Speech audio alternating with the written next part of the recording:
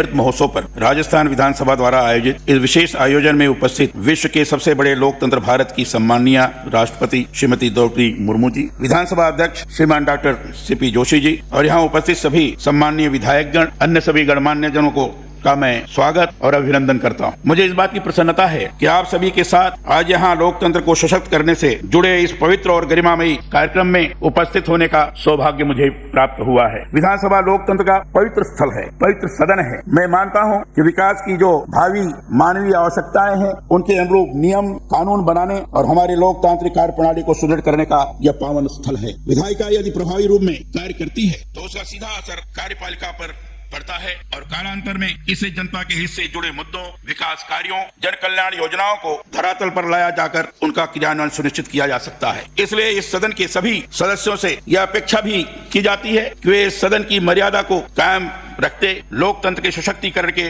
लिए कार्य करें। भारतीय परंपराओं में आरंभ से ही लोकतांत्रिक मूल्यों में आस्था रही है। कौटिल्य के अर्थशास्त्र में दो तरह के गणराज्यों के बारे में चर्चा है। पहला है अयुद्ध गणराज्य, अर्थात ऐसा गणराज्य जिसमें केवल राजा ही फैसले लेते, और दूसरा है श्रेणी गणराज्य, माने इसमें हर कोई भाग ले सकता है। वैशाली इस कोटिका देश का प्राचीन गणराज्य माना गया था, पर इससे भी पहले पाणिनि ने कुछ गणराज्यों का वर्णन अपने व्याकरण में किया है। पाणिनि की अष्टाध्यायी में जनपद शब्द का प्रयोग आया है। जनपद माने ऐसे स्थान जिनकी शासन व्यवस्था जनता द्वारा चुने हुए प्रतिनिधियों के हाथों में रहती थी। मुझे इस बात की प्रसन्नता है कि मैं लोकतंत्र से जुड़े देश के सभी सदनों का सदस्य रहा। राज्य के संवैधानिक प्रमुख के नाते आज राज्यपाल पद पर हूँ, परंतु इससे पहले लोकसभा, राज्यसभा, विधानसभा, विधान परिषद आज सभी में मैंने काम किया है। इसलिए संसदीय लोकतंत्र में मेरी गहरी आस्था प्रारंभ से ही रही है। यहाँ अपने अनुभवों के आधार पर कहूंगा कि लोकतंत्र की असली ताकत केवल और केवल जनता है, जो चुनकर अपने प्रतिनिधियों को संवैधानिक संस्थाओं में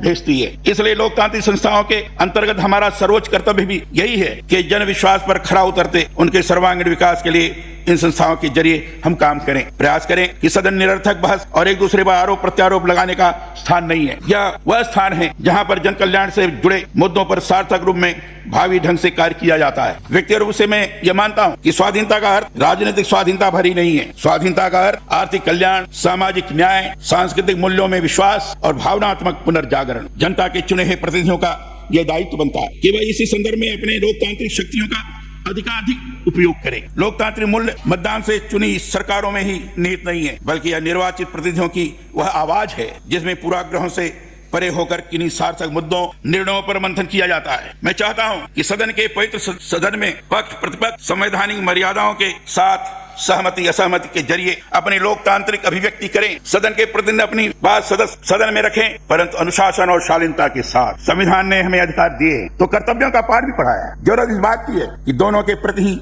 सजग रहा जाए। लोकसभा, राज्यसभा, विधानमंडलों के अंतर्गत चुने हुए प्रतिनिधियों को बहुत सारे अधिकार हैं। संविधान के अनुच्छेद 105 और अनुच्छेद 194 के अंतर्गत सदन के सदस्यों को विशेषाधिकार भी दिया गया है, इसलिए कि बगैर किसी बाधा के वे ठीक से कार्य कर सके। पर जरूरी यह भी है कि हम अपने अधिकारों, विशेषाधिकारों का उपयोग सार्थक रूप में लोकतंत्र सशक्त करने के लिए करें। मुझे कई बार बहुत दुख होता है जब सदन में विचार प्रकट करने के अधिकारों का प्रयोग सदस्य निरर्थक बहस करने, विवादों से जुड़े मुद्दों पर सस्ती लोकप्रियता प्राप्त करने, अप्रासंगिक सवाल जवाबों, एक दूसरे पर छिटाकशी, छिद्रान्वेषण, वैयक्तिक दोषारोपण आज के लिए करते हैं। याद रखिए, सदन लोकतंत्र का पवित्र मंदिर होता है। यहाँ पूर्वाग्रह रखते आरोप प्रत्यारोप केवल दलीय भिन्नता के कारण विरोध और सदन ठप करने की मानसिकता से जनता से जुड़े मूल मुद्दे प्रायः दौड़ हो जाते हैं। इससे सदन का कीमती समय बर्बाद होता है, निर्णय हो ही नहीं पाते। ऐसी स्थितियां किसी भी स्तर पर नहीं होनी चाहिए। हमारा ये प्रयास रहना चाहिए कि सदन समुचित रूप में चले और यहाँ जनहित में सार्थक कार्य हो। लोकतंत्र की मजबूती के लिए और जनता के हित में अधिकाधिक कार्य किए जाने के लिए ये जरूरी है कि सदन की बैठ के समय पर आहूत हो। एक ही सत्र को लंबा नहीं चलाया जाए, बल्कि सत्रावसान की कार्रवाई समुचित ढंग से यथा समय हो। इन सभी से ही लोकतंत्र सशक्त होता है। इसी की आज सर्वाधिक आवश्यकता है। मैं इस अवसर पर यह भी कहना चाहता हूं कि सदन में बोला जाने वाला एक एक शब्द महत्व रखता है। यहाँ जो सदस्य चुनकर आते हैं उनके आचरण का इतिहास बनता है। इसलिए सदन की मर्यादा के लिए, लोकतंत्र को सुदृढ़ करने के लिए ही हमें सभी स्तरों पर कार्य करना चाहिए। यही हम सभी का दायित्व भी है। ऋग्वेद में आता है, भद्रम गृहं कृणष्ट भद्रवाचो उच्चैते सभा, अर्थात घर को भद्र बनाए, फिर वाणी को भद्र बनाए और सभा में भद्र आचरण करें।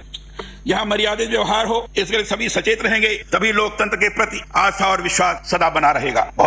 बहुत सारी बातें मेरे अपने संसदीय अनुभव भी इतने हैं कि अगर उन्हें ही ये सुनाने लगे तो समय का पता ही नहीं चलेगा। इसलिए अपनी वाणी को विराम देते हुए अंत में ये कहना चाहूंगा कि हम अपनी बात रखें, बहुत मजबूती से रखें, परंतु दूसरे पक्ष को सुनने के लिए भी सदा तत्पर रहें। महात्मा गांधी ने 31 मई 1942 के हरिजन में लिखा था, अगर हम दूसरे पक्ष की बात सुनने के लिए तैयार नहीं है तो लोकतंत्र का विकास संभव नहीं हो सकता। जब हम अपने विरोधी की बात सुनने से इनकार कर देते हैं या उनकी बात को सुनकर उसका उपहास करते हैं, तब उसका अर्थ होता है कि हम विवेक और तर्क का द्वार बंद कर रहे हैं। महात्मा गांधी के इस कहे के आलोक में ही कहना चाहूंगा कि हम अपने मत के प्रति आग्रह रखें, परंतु दूसरे पक्ष के प्रति भी किसी तरह का पूर्वाग्रह नहीं पालें। सदन में संवैधानिक मूल्यों, नियम कानूनों के साथ उदात्त जीवन मूल्यों और आदर्श की पालना करेंगे, तभी निरंतर सम्मान और प्यार की अपेक्षा हम कर सकते हैं। भारत विश्व का सबसे बड़ा लोकतंत्र ही नहीं है, वसुधैव कुटुंबकम की सोच के साथ संसार को अपना परिवार मानते मनोभाव की महान संस्कृत से जुड़ा हुआ है। इकबाल ने अपनी शायरी तराना ये हिंद में इसीलिए तो कहा है, यूनानो मिश्रो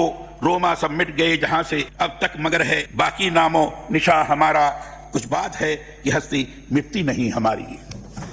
आइए हम राष्ट्र के प्रति समर्पित होकर देश की लोकतांत्रिक संस्थाओं को मजबूत करने के लिए कार्य करें। हम हमारे विधायी कार्य स्थलों को लोकतंत्र के मंदिर के रूप में पूजते हुए उनसे जुड़े आदर्श स्थापित करें, उनके जरिए हम राष्ट्र और जनमन के विकास के लिए कार्य करें। सम्माननीय राष्ट्रपति महोदया का एक बार फिर यहाँ अभिनंदन और स्वागत है। आपने मुझे यहाँ स्मरण किया, मुझे अपनी विचार व्यक्त करने का अवसर प्रदान किया, इसके प्रति अत्यधिक आभार व्यक्त करते हुए आप सब लोगों का पुनः अभिनंदन करते हुए अपनी वाणी को विराम देता हूँ। बहुत बहुत धन्यवाद। जय हिंद।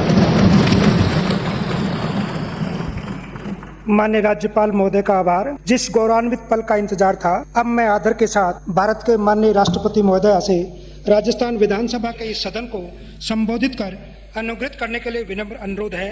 माननीय राष्ट्रपति